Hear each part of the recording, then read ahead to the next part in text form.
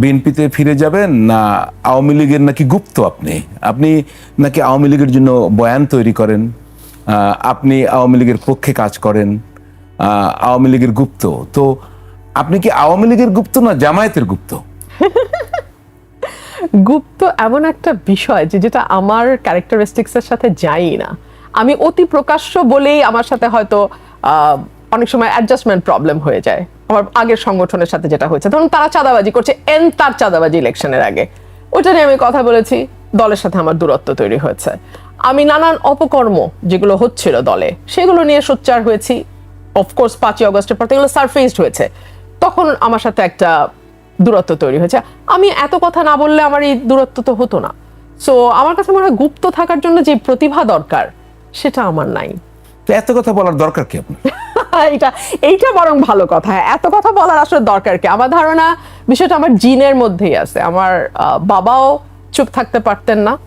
উনি চুপ থাকলে হয়তো 144 ধারা ভাঙাও হতো না, বাংলা ভাষা রাষ্ট্রভাষাও হতো না, এবং তখন দমন করতে পারলে 69-এর গণ অভ্যুত্থান কিংবা 71-এর মুক্তিযুদ্ধ সেই পটভূমিটাও তৈরি হইতো না।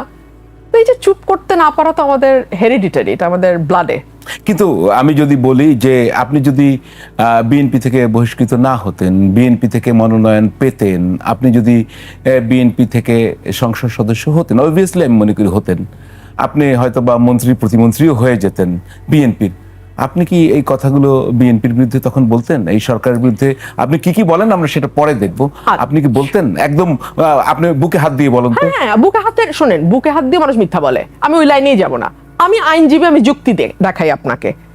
নমিনেশন পাওয়া না পাওয়ার তো একটা বিষয় আছে দলে, আছে তো, এবং যেহেতু আওয়ামী লীগ মাঠে নাই, সুতরাং এইবার বিএনপি ক্ষমতায় আসছে, এটা শতভাগ মোটামুটি স্বীকৃত। হ্যাঁ বলেন কি, নাকি আপনি একমত না? না, একমত না হলে আমি আলাপে যাব না। না, আমি তো আপনার সাথে একমত বা দ্বিমত কোনোটাই না, আমি তো আপনার কথা শুনতে চাই এবং দর্শকরা তাই শুনছে। আপনি যখন আমাকে প্রশ্ন করছেন, তাহলে তো আমার যদি এই স্টেপগুলোর সাথে আপনি একমত না হন, তাহলে তো আমি আমার কনক্লুশনে দিকে যেতে পারবো না। আপনারটা আমি একমত হলাম, তারপরে বলেন। হ্যাঁ, তারপরে এক হচ্ছে নমিনেশন পাওয়া না পাওয়ার একটা ব্যাপার আছে, 2 হচ্ছে বিএনপি ক্ষমতায় যাচ্ছে, এটা মোটামুটি স্বীকৃত। জি। 3 হচ্ছে আপনি আপনার প্রশ্নে বললেন যে মন্ত্রীও হয়ে যেতে পারতাম, তা তো হতে আপনি বললেন। আচ্ছা, আপনার এই 3 নম্বরটা আমি জানি না, কিন্তু প্রথম 2টা তো সর্বজন স্বীকৃত। জি। তাহলে আমি চাঁদাবাজি নিয়ে তো ভোকাল হইলাম কেন? আমি কি জানি না যে এটা আমার নমিনেশনে এফেক্ট করবে? আমাকে কি প্রশ্ন করা হয় নাই যে আপনি যেভাবে বলছেন? তখন আমি এই আপনার আজকে যেরকম ওপেন শো সবাই দেখছে, সেই দিনও খুব সম্ভবত বাংলা ভিশনে আমি বলেছিলাম ধান নেন শীষ না দিলে হাসে করব। আমি জানি খুব বেশি হলে কি হবে, নমিনেশন দেবে না, এই তো। না, সেটা কি আপনার নমিনেশন অনিশ্চিত হওয়ার পরে কি আপনি ভোকাল হয়েছেন? না না না না না, আপনি এখন ভোকাল হয়েছেন, আগে কি ছিলেন? ভাই রে, তাহলে তো আপনার সাথে এই আলাপ তো হয় না, কারণ আগে কি ছিল না না, কারণ আপনি যদি আমার ওই ডকুমেন্টস গুলো আপনার কাছে না থাকে, যেগুলো পিনাকি ফিনাকির মতো লোক 1000বার ব্যবহার করছে, সেগুলো যদি আপনার কাছে না থাকে, তাহলে তো আপনার সাথে এই আর্গুমেন্টটা আপনি বুঝবেন না। না, বুঝবো, বলেন। বললাম তো যে এটা তো আমি আজকে না, এটা তো সেই 2024 সালের ডিসেম্বর থেকে আমি শুরু করছি বলা, যখন থেকে এগুলো এভাবে সারফেসড হয়েছে। তো 2024-এর ডিসেম্বরে তো আমার জানার কথা না ইলেকশন কবে। 2024 সালে তো অন্তত এইটুকু জানতাম যে একটা নমিনেশনের ব্যাপার থাকবে সামনে, কারণ আওয়ামী লীগ নাই মাঠে, এইটুকু তো জানতাম না। তা আপনি কি লাইফ সাপোর্ট করে? আপনি বলছেন যে আপনি এক একজনের জন্য লাইফ সাপোর্ট বা অক্সিজেন। আমি একটু বলি, সেটা হচ্ছে যে আওয়ামী লীগের আপনি যে বয়ান ক্রিয়েট করেন, আমি সেগুলো একটু, আমার কথাগুলি আমার মুখস্থ, আমি আপনাকে বলতে পারি, দেখানোর দরকার নেই। বলেন। আমাকে খালেদ মহিউদ্দিন প্রশ্ন করছিল যে আপনি গুপ্ত আওয়ামী লীগ কিনা, কিংবা আপনি আওয়ামী লীগকে ফিরায় আনতেছেন কিনা, কিংবা অনেকে বলে আপনার বয়ানের কারণে আওয়ামী লীগ ফিরবে। তখন আমি তার প্রশ্নের জবাবে বলছিলাম যে আমি তো তাহলে লাইফ সেভিং মেশিনের মতো, যখন বিএনপি আইসিইউতে যায় আমি তাকে বাঁচাই, যখন আওয়ামী লীগ আইসিইউতে যায় আমি তাকে বাঁচাই। ব্যাপারটা আসলে আওয়ামী লীগ বা বিএনপি না, আমি আমার সাদা চোখে যা দেখি আমি সেটাই বলি। এখন মুশকিল হচ্ছে আমরা এত ধান্দাবাজির সমাজে বাস করি, এত মিথ্যার সমাজে বাস করি, এত ফেক সমাজে বাস করি, এত তেলবাজের সমাজে বাস করি, এবং এত অল্পতে আমরা আমাদের আত্মা বিক্রি করি। জি, আমি খুব বুঝে শুনে খুব শক্ত একটা শব্দ বলেছি, আমরা আত্মা বিক্রি করি খুব সস্তায়। সেই কারণে আমাদের ভূমিকা বা আমার মতন মানুষের ভূমিকা আপনাদেরকে সবসময় এক ধরনের ডিলেমার মধ্যে ফেলে, এবং সেটা ফেলতে গিয়ে আপনারা কখনো বলেন আমি গুপ্ত, কখনো বলেন আমি সুপ্ত, কখনো বলেন আমি এই দল, আমি ওই। ভাই, আমি কোনো দলের না। আমি বাংলাদেশের মানুষ যা বলে, অসংখ্য মানুষ, কোটি কোটি মানুষ যা বলে, সেই কথাগুলো আমি এখানে বলি। পার্থক্য হচ্ছে ওনাদের আওয়াজটা আপনাদের পর্যন্ত যায় না, আর ওনাদের আওয়াজটা ওখান থেকে এনে আমি এখানে বলি। বিএনপির সময়ও আমি তাই বলছি, আওয়ামী লীগের সময় আমি তাই বলতাম, ইন্টারিমের সময় আমি তাই বলেছি। কেউ কেউ বলছেন যে দলটি আর দাঁড়াতে পারবে না, আপনার কমন সেন্স বলে উনি ফিরে আসবেন। আমি এর সাথে যুক্ত করি, এই কমন সেন্স বলে common sense is most uncommon, আপনি জানেন, মানে common sense is most uncommon. সুতরাং আমি মনে করি এটা ওয়াইজ সেন্স। সেইটার কারণটা কি, মানে এটা কিভাবে, কেন মনে করেন? আরেকটা জিনিস বলি, এই আপনার 5 তারিখে যে উনি ওখানে প্রেস কনফারেন্সে ভার্চুয়ালি যুক্ত হলেন, তারপর থেকে একটা টানা পোড়েনও হচ্ছে। এখনই কি মনে করেন আপনার কমন সেন্স কি তাই বলে? দেখুন, আমি এটুকু বুঝি যে কয়েকটি কারণে ওনার ফেরাটা ওনার জন্য অবশ্যম্ভাবী। এর প্রথম কারণ, আমি মোটামুটি 3টা কারণ বলি সবসময়। এক হচ্ছে যে এই দেশের পেছনে ওনার পারিবারিক হিস্ট্রি আছে, ওনার দলের হিস্ট্রি আছে, এবং সবচেয়ে বড় কথা, ওনার পুরো পরিবারকে এক রাতে শেষ করে দেওয়া হয়েছে, এবং সেটা রাজনীতির কারণেই। আজকে যদি উনি ফিরে না আসেন, ওনার দলের কোনো অস্তিত্ব থাকবে না, ওনার ফ্যামিলির যে ত্যাগ সেটাও প্রায় মুছে যাবে। 2 হচ্ছে ওনার বয়স 80-র কাছাকাছি।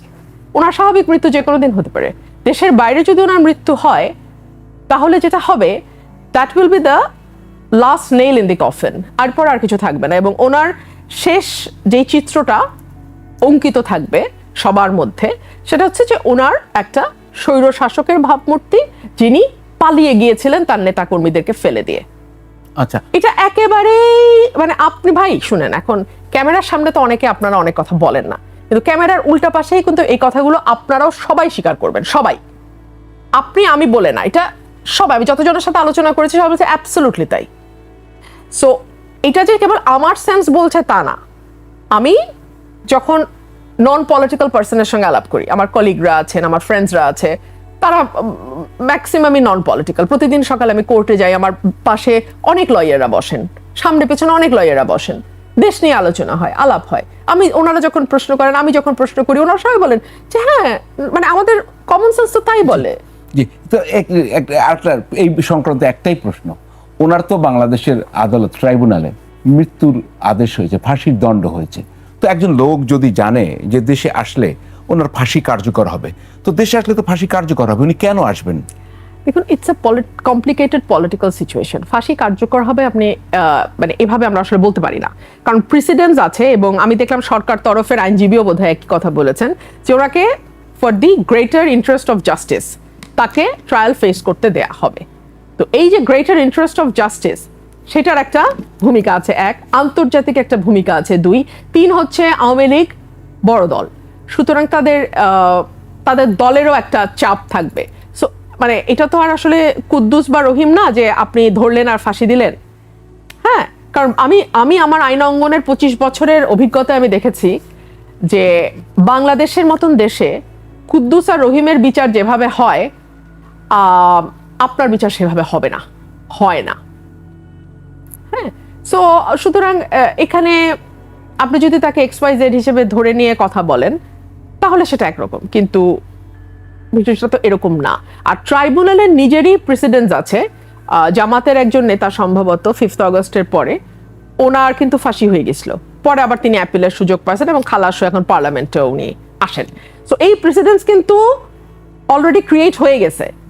সো একটা নজির যখন ক্রিয়েট হয়ে যায়, অটোমেটিক্যালি পরের মামলাগুলো সেই কোর্স অফ অ্যাকশনই ফলো করে। আমরা 17 ফেব্রুয়ারি এই বছরেরই তারেক রহমানের নেতৃত্বে বিএনপি সরকার দায়িত্ব নেয়, তিনি প্রধানমন্ত্রীর দায়িত্ব গ্রহণ করেন 6 মাস, এবং তারা একটি 180 দিনেরও পরিকল্পনা দিয়েছিলেন। আমি একটু সংক্ষেপে আপনাকে সেই 180 দিনের যে তাদের অগ্রাধিকার খাতগুলো বলতে চাই। সেটি ছিল দ্রব্যমূল্য ও বাজার নিয়ন্ত্রণ, আইন শৃঙ্খলা রক্ষা, বিদ্যুৎ ও জ্বালানি, সামাজিক ও অর্থনৈতিক উদ্যোগ, ফ্যামিলি কার্ড ও কৃষক কার্ড, খাল খনন ও কৃষি, স্বাস্থ্য ও কর্মসংস্থান। মোটা দাগে আমি তো আবার হয়তো রিপিট করতে চাই না, একটু বলবেন। যে দ্রব্যমূল্য ও বাজার নিয়ন্ত্রণ, আইন শৃঙ্খলা রক্ষা, বিদ্যুৎ ও জ্বালানি, সামাজিক ও অর্থনৈতিক উদ্যোগের মধ্যে রয়েছে ফ্যামিলি ও কৃষক কার্ড, খাল খনন ও কৃষি, স্বাস্থ্য ও কর্মসংস্থান। জি, আমরা এই আপনার দৃষ্টিতে, ব্যারিস্টার রুমিন ফারহানার দৃষ্টিতে, অথবা সাপনিক প্রধানমন্ত্রীর দৃষ্টিতে এই যে তাদের অগ্রাধিকারগুলো আমরা জানবো, বোঝার চেষ্টা করবো আপনার কাছ থেকে। তার আগে বিদ্যুৎ খাত নিয়ে কিন্তু এখন বিদ্যুৎ জ্বালানি নিয়ে চরম একটি পর্যায়ে রয়েছে বাংলাদেশ।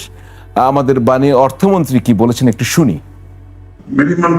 6 মাসে এমনকি 1 বছরের মধ্যেও বিদ্যুৎ ও গ্যাসের সমস্যার সমাধান সম্ভব নয়, ন্যূনতম সময় লাগবে 2 বছর। একটা এর আগে কিন্তু একই কথা বাণিজ্য মন্ত্রীও বলেছেন, কিন্তু আমরা দেখেছি আবার বিদ্যুৎ মন্ত্রী তিনি বলেছেন গ্রামে আবার লোডশেডিং নাই। নানা কথাবার্তা হয়, বিদ্যুতের যেরকম যখন সংকট হয় তো ভুতুরে বিলের মতো ভুতুরে কথাবার্তা হয়। আমরা সেটা বাদ দিলাম, এই 2 বছর দিয়ে শুরু করি। আপনি যে অগ্রাধিকারগুলোর কথা একটু আগে বললেন, সেখানে বিদ্যুৎ এবং জ্বালানির কথা স্পেসিফিক্যালি বলা আছে। আপনার মনে থাকবে যে 2001 থেকে 2006 বাংলাদেশে ভয়াবহ রকম একটা লোডশেডিং এর সমস্যা ছিল, বিদ্যুতের সমস্যা ছিল। এবং এখন যিনি প্রধানমন্ত্রী, উনি তখন প্রধানমন্ত্রী পুত্র ছিলেন, এবং তিনি তখন বলেছিলেন যে পৃথিবীর কোনো দেশে সন্ধ্যায় মার্কেটে বিদ্যুৎ থাকবে, আবার বাড়িতেও বিদ্যুৎ থাকবে, এটা পৃথিবীর কোথাও নাকি হয় না, এটা হওয়া সম্ভব না। তো তারপরে এমন অবস্থা তৈরি হলো যে এই সরকার থেকেই মানুষ একসময় খাম্বা সরকার ডাকা শুরু করলো। তো তারপরে আমরা দেখলাম আওয়ামী লীগ যখন 2008-এ ক্ষমতা, মানে নির্বাচন হলো 9-এ তারা ক্ষমতায় গেল, তারপরে দেখলাম যে অনেকগুলো দ্রুত পদক্ষেপ তারা নিল এবং বাংলাদেশে বিদ্যুৎ উৎপাদন সক্ষমতা 33,000 মেগাওয়াটে গিয়ে পৌঁছালো, যদিও আমাদের প্রয়োজন 18,000 মেগাওয়াট সর্বোচ্চ। এখন আমার প্রশ্ন হচ্ছে যে যদি 33,000 মেগাওয়াটে গিয়ে আমাদের সক্ষমতা ঠেকে, তাহলে মাত্র 18,000 মেগাওয়াট আমরা কেন দিতে পারছি না? তার মূল কারণ হিসেবে সরকার যেটা বলছে সেটা হচ্ছে গ্যাসের সংকট, কয়লার সংকট, অর্থাৎ জ্বালানি সংকট। তো অবধারিতভাবে এই প্রশ্ন তো চলে আসে যে একসময় বিএনপি সরকার বলেছিল যে বাংলাদেশ গ্যাসের উপর ভাসছে। বিএনপি সরকার বলেছিল গ্যাস বেশি দিন নিচে থাকলে নাকি পচেও যায়। তো সেই সরকারই যখন আরেকবার ক্ষমতায় আসলো, তারা এখন বলছে গ্যাসের সংকট, বিদ্যুতের কয়লার সংকট। সব মানলাম। সমস্যা শুরু হলো 21শে জুলাই থেকে, যখন একটা ভাসমান এলএনজি টার্মিনাল কার্যকারিতা হারালো বা নষ্ট হলো। সেই নষ্টটা ঠিক করতে একটা সরকারের 1 মাস কি করে লাগে? মানে যেইটা আমি আমার বাড়ির রান্নার চুলার গ্যাসের কথা বলছি না ভাই, আমি 21শে টেলিভিশনের 18 মিনিট, লাস্ট 18 মিনিটে আপনারা যে আপডেট করছেন, আমি কয়েকটা খবর বলি। নরসিংদীতে 90% কারখানা বন্ধ, গ্যাসের সংকট। গ্যাস সংকটে থেমে গেছে দেশের শিল্প কারখানাগুলো। এখানে চট্টগ্রামে গ্যাস সংকটে বহু কারখানা, চট্টগ্রামে গ্যাস সংকটে বন্ধ হয়ে গেছে বহু কারখানা। গ্যাস না মিললে রপ্তানি এবং কর্মসংস্থানে বড় ধাক্কার আশঙ্কা। গ্যাস নাই, নারায়ণগঞ্জের শত শত কারখানা অচল। আমি আপনাদের লাস্ট 18 মিনিটের আপডেট, এই কয়টা নিউজ আপনাকে পড়ে শোনালাম আপনাদের ফেসবুক পেজ থেকে। সো এই হলো বর্তমানে বাংলাদেশের অবস্থা।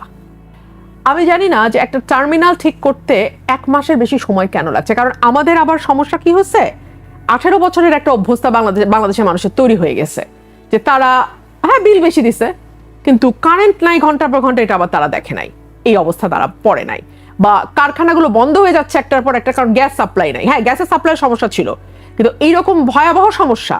এবং এখন যেটা বলা হচ্ছে সেটা সব লং টার্ম প্ল্যান। কি রকম লং টার্ম প্ল্যান? সেটা হচ্ছে আপনি কূপ খনন করবেন, আপনি গ্যাস অনুসন্ধান করবেন বাংলাদেশের মাটিতে, তারপরে গ্যাস দিবেন, কিংবা আপনি সৌর বিদ্যুতের দিকে যাবেন। সো এগুলো তো লং টার্ম। তার মানে কি আপনি বলতে চাচ্ছেন যে 2 বছর যদি গ্যাসের এই হাল থাকে, বাংলাদেশে কি কোনো কারখানা আদৌ থাকবে? মানে একটা কথার সাথে তো আরেকটা কথার আমি কোনো সামঞ্জস্য পাচ্ছি না। মানে তার হাতে কিছু আছে? সরকার কি করবে এটা যদি আমি জানতাম, তাহলে তো আমারই সরকারের ওখানে গিয়ে বসার কথা, এবং যে 6 লক্ষ কোটি টাকা দিয়ে সরকার পোষা হয় সেখান থেকে আমারও থাকার কথা হিসা। আমি তো সরকারে নাই। এগুলো বুঝেই আপনি পাগল হয়ে ক্ষমতায় গেছেন। আপনি কি জানতেন না যে গ্যাসের অনুসন্ধান হয় নাই গত 20 বছরে? আপনি কি জানতেন না বাপেক্সকে শক্তিশালী করা হয় নাই? আপনি কি জানেন না যে ভোলায় গ্যাস আছে? আপনি ভোলার থেকে টার্মিনাল দিয়ে তৈরি করে গ্যাস আনেন না কেন? না, প্রধানমন্ত্রী তো বলেছে যদি ভালো প্রস্তাব দেয় সেটা গ্রহণ করবে, এবং এটা হাসনাতের বিষয়। হাসনাত নাকি একটি ভালো প্রস্তাবও দিয়েছেন। আপনার কোনো প্রস্তাব আছে কিনা তাই বলছি। না ভাই, আমরা আইনজীবী, আমরা ফ্রি অ্যাডভাইস বিতরণ করি না। এবং সেই যে অ্যাডভাইস শোনা হবে না, মানে ফ্রি তো ফ্রি, তার উপরে শোনাও হবে না, ওইসব অ্যাডভাইস আমরা দেই না। কিন্তু পার্লামেন্ট মেম্বার হিসেবে তো দিতে পারেন। ওটা পার্লামেন্টে গিয়ে দেবো, বাট জোকস অ্যাপার্ট, আপনি প্রথম বলেছেন দ্রব্যমূল্য বাজার নিয়ন্ত্রণ। জি, কাঁচামরিচ 400 টাকা কেজি, সবজি 100 টাকার নিচে একটু কোনো কমেছে সবজি এখন, নাই। কাঁচামরিচ দাম কমছে। কত হয়েছে? 300 হয়েছে, 250 হয়েছে। সবজি 100 টাকার নিচে নাই। মুরগি ডিমের বাজার, মজা হচ্ছে মুরগি মাছের দাম যখন বাড়ে তখন সবজিটা একটু দাঁড়ায়, আবার যখন সবজিটা বাড়ে তখন মুরগি মাছ একটু দাঁড়ায়। এখন এটার নাম যদি আপনি কমা বলেন, কারণ ব্যালেন্স তো হচ্ছে না, সবকিছুর দামের মধ্যে তো ব্যালেন্স না। মূল্যস্ফীতি 8% উপরে এখনো, মানে মূল্যস্ফীতিটাই বলছে যে 8% উপরে, খাদ্যদ্রব্য সেটা 9% উপরে। আইন শৃঙ্খলা, সিপিডি 100 দিনের একটা পরিসংখ্যান দিয়েছিল, যেটা আমি সংসদে বলছিলাম। You want me to repeat that? ওই 100 সাথে আরো 80 দিন যুক্ত হয়েছে। আপনি যে কোনো মানবাধিকার সংস্থার রিপোর্ট নিয়ে দেখেন। 2 হচ্ছে স্বাস্থ্য এবং কর্মসংস্থানের কথা আপনি বলেছেন। আমি স্বাস্থ্যমন্ত্রীকে দেখি বিভিন্ন সময় হাসপাতালগুলো উনি ভিজিট করেন এবং বাথরুম ময়লা থাকলে অত্যন্ত বিরক্ত হন, বা মেঝে পরিষ্কার না থাকলে উনি রাগ করেন। আমরা গত 15 বছর মিঠু সিন্ডিকেটের কথা শুনেছিলাম। জি, আমরা গত 15 বছর লুটপাট স্বাস্থ্য খাতে, মেশিন কেনার নামে কয়েক গুণ বেশি টাকা দিয়ে মেশিন আনার নামে, মেশিনগুলোকে দিনের পর দিন ব্যবহার না করে অকার্যকর করার মাধ্যমে এই লুটপাটের গুলো শুনেছিলাম।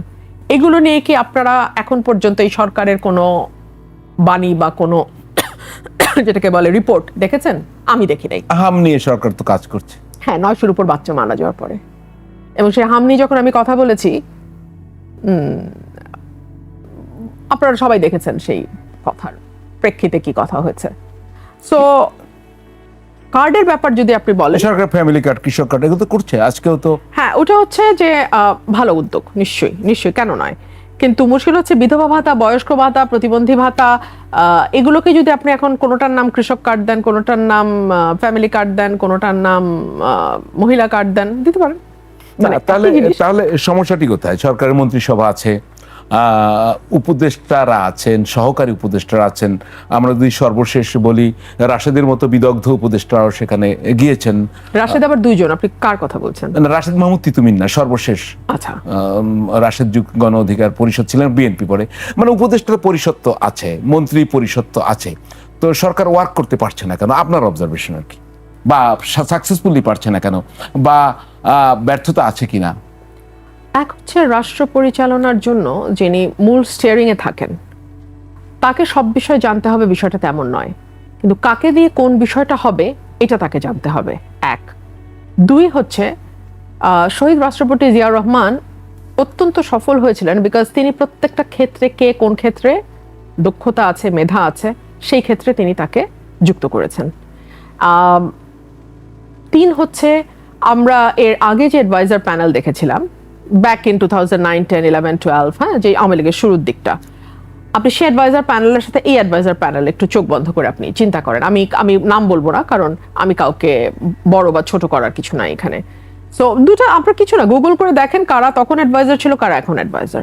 সো এই বিষয়গুলো খুব পরিষ্কার হয়ে যাবে আপনাদের কাছে। এবং ওসমান হাদির মানে যারা মামলার আসামি, তারা ওখানে গ্রেপ্তার হয়েছেন, এই শর্তগুলো খুব সামনে চলে আসছে। তো ওদিকে কিন্তু নাহিদ ইসলাম আবার কয়েকদিন আগে বলেছিলেন এনসিপির, যে এগুলো একটা ডেট নির্ধারণ করতে হবে, যে শেখ হাসিনাকে কোন দিন ফেরত আনা হবে, এগুলো নির্ধারণ করার আগে কিন্তু যাওয়া যাবে না ভারতে। আবার আরেকজন এনসিপি নেতা বলছেন, উনি যদি ভারতে যান এটি একটি জাতির প্রতি গাদ্দারি হবে। এই ভারত ইস্যুটা এখন কোন পর্যায়ে যাচ্ছে? মানে শেখ হাসিনাকে কি ফিরিয়ে আনা আদৌ সম্ভব হবে? যদি সম্ভব না হয় তো ভারতে যাওয়া হবে না। আমাদের কি আদৌ ভারতের সাথে যাওয়া যাওয়ার কোনো দরকার আছে? জি, আচ্ছা, আমি একটা বিষয় বুঝতে পারছি না। শেখ হাসিনা নিজে বলছেন উনি ডিসেম্বরে আসবেন, পারলে তার আগেই আসবেন। ভারতেও এই ব্যাপারে কিছু বলছে না। ভারত বলছে সম্ভবত যেটা বলেছে কয়েকদিন আগে, যেটা তার ইচ্ছা, ওনার ব্যাপার। সরকার আপ্রাণ চাইছে যে শেখ হাসিনাকে ফেরত আনতে, তাহলে মাঝখানে বাধাটা কোথায়?